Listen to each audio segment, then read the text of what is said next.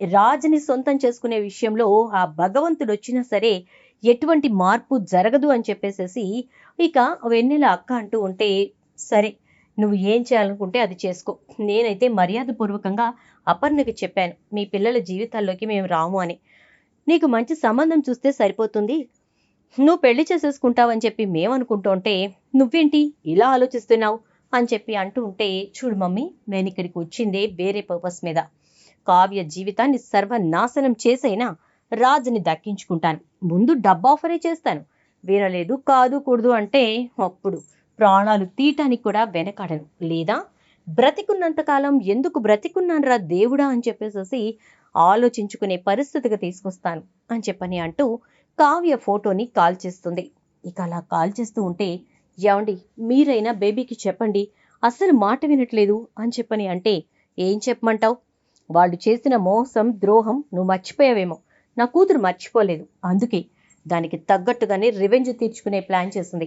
దయచేసి నువ్వు మధ్యలో కదపకు, అర్థమైందా అని చెప్పని అంటాడు. దాంతో ఇక ఇంకా రెచ్చిపోతుంది. థ్యాంక్ యూ డాడ్, మీరు నన్ను అర్థం చేసుకున్నట్టు మామ్ అర్థం చేసుకోలేదు. వెన్నెల అలా అయిపోవడానికి కారణం ఎవరు డాడ్? ఈ దుగ్గిరాల ఫ్యామిలీ కాదు. ఆ రాహుల్ గాడు దాని అక్కని ప్రేమించినప్పుడు దాన్ని పెళ్లి చేసుకోకుండా డబ్బు కోసం మన వెన్నెల్ని పెళ్లి చేసుకుంటారని మాట్లాడటం ఏంటి? నిశ్చార్థం దాకా వచ్చి ఆగిపోయిన ఆ సిచ్యుయేషన్ని తను ఎలా హ్యాండిల్ చేయాలో అర్థం కాక వెన్నెల ఎలాంటి పరిస్థితుల్లో ఉంది, మీరు గుర్తు తెచ్చుకోండి డాడ్, గుర్తు తెచ్చుకోండి అని చెప్పని అంటూ ఉంటే, నాకు తెలుసు నీ చెల్లెలి కోసమే నువ్వు ఈ రివెంజ్ తీర్చుకోవాలి అని చెప్పని అనుకుంటున్నావని, మీ అమ్మకు అది అర్థం కావట్లేదు అని చెప్పని అంటే, ఏమో మీ తండ్రి కూతుళ్ళు ఏమైనా పడండి, నన్ను మాత్రం ఇందులోకి లాగకండి, ఎందుకంటే అపర్ణకి నాకు ఉన్న మంచి స్నేహాన్ని నేను చెడగొట్టుకోవాలనుకోవట్లేదు అని చెప్పేసి అంటుంది. ఇక ఇటు నుంచి నిలబడమ్మ.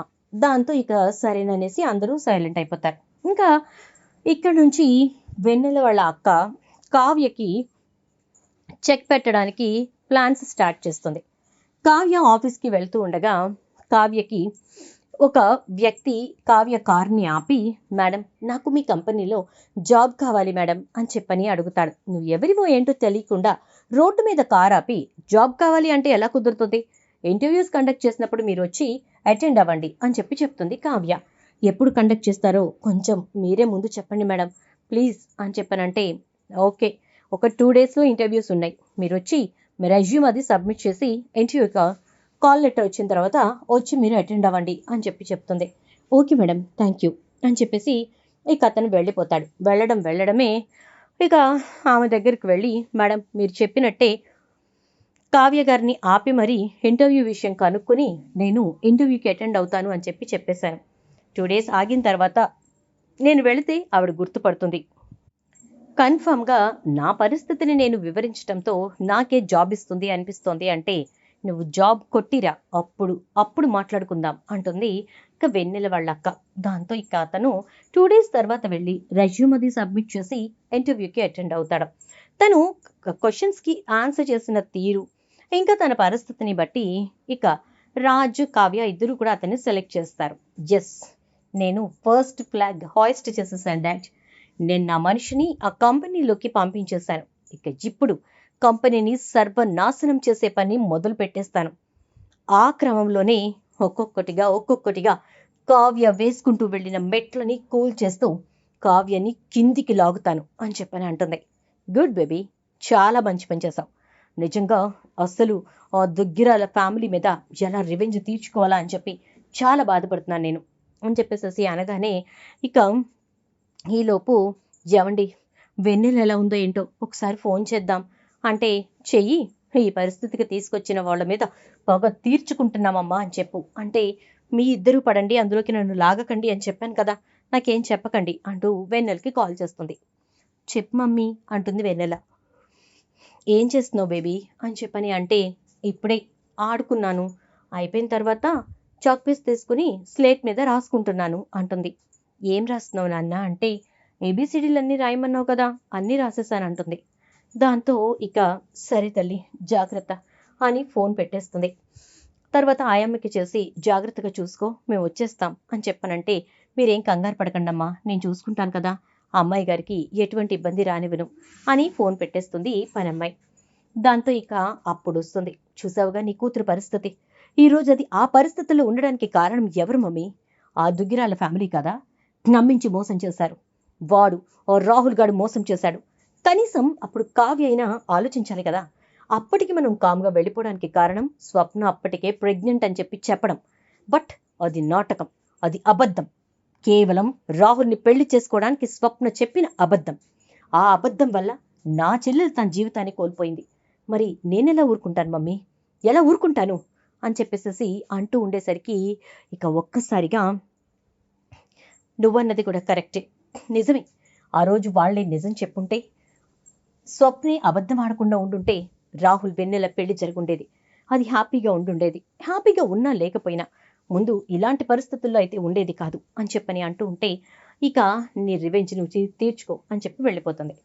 ఇక అట్లా తన మనిషిని ఇంటర్వ్యూకి పంపించి లోపలికి పంపించిన తర్వాత మొత్తానికి అతను సెలెక్ట్ అవ్వడంతో కంపెనీలో ఉన్నటువంటి మొత్తం అకౌంట్స్ దగ్గర నుంచి ఏ ప్రాజెక్ట్స్ చేస్తున్నారు, ఏం డేటా ఉంది, మొత్తం అంతా కూడా తీసుకొచ్చి ఇక వెన్నెల వాళ్ళ అక్క ముందు పెట్టేసరికి ఆ డేటాని పట్టుకుని ఒక్కొక్క కంపెనీని కదుపుతూ స్వరాజ్ ఇండస్ట్రీస్ని కొలాప్స్ చేసే పని మొదలు పెడుతుంది. అలా కొలాప్స్ చేయడానికి తను చేస్తున్న ప్రయత్నాలన్నీ కూడా కావ్యరాజ్ దగ్గరికి వెళ్తూనే ఉంటాయి.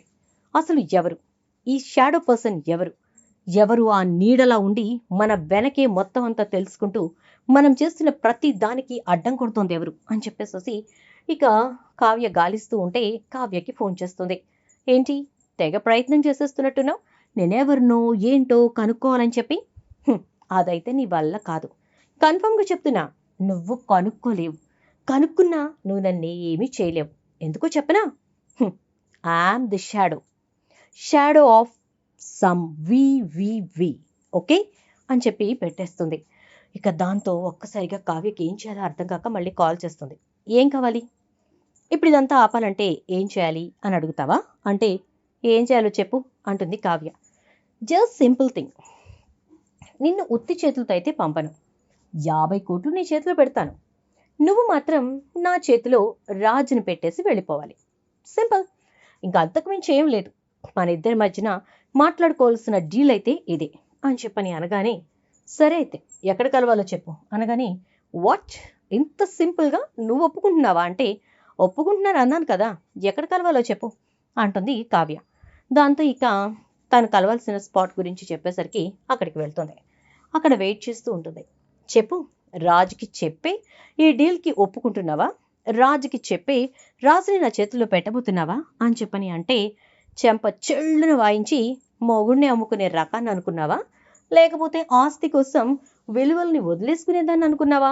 బంధాలు బంధుత్వాలకి ఎక్కువ వాల్యూ ఇచ్చే ఈ కావ్య దగ్గర నువ్వు బేరాలు పెడుతోంది. ఏమనుకుంటున్నావు? ఎవరు పంపించారు నిన్ను? ఆ అనామిక, లేకపోతే ఇంకా some X and vena?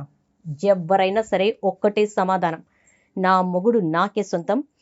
Swaraj industries ఇటుక బెడ్ని కూడా నువ్వు పీకలేవు. ఏం చేసుకుంటావో చేసుకోలేవు అని చెప్పనంటుంది కావ్య. ఒక్కసారిగా షాక్ అయిపోతుంది. బట్ రిమెంబర్, కన్ఫామ్గా రాజుని నా సొంతం చేసుకుంటాను అని చెప్పనంటే మైండ్లోంచి అది డిలీట్ బటన్ కొట్టి తీసేయమ్మా, లేకపోతే అది అలాగే ఉండి ఎర్రర్లో ఫామ్ అయిపోయి నీ బ్రెయిన్ మొత్తాన్ని తినేస్తుంది. ఆ తర్వాత దాన్ని బాగు చేయడం ఎవరి వల్ల కాదు. ఎందుకంటే ఎప్పటికీ నా భర్త నీకు సొంతం కాడు, గుర్తుపెట్టుకో అంటూ కావ్య వెళ్ళిపోతుంది. చూద్దాం మరి రాబోయే ఎపిసోడ్స్లో ఏం జరుగుతుందో.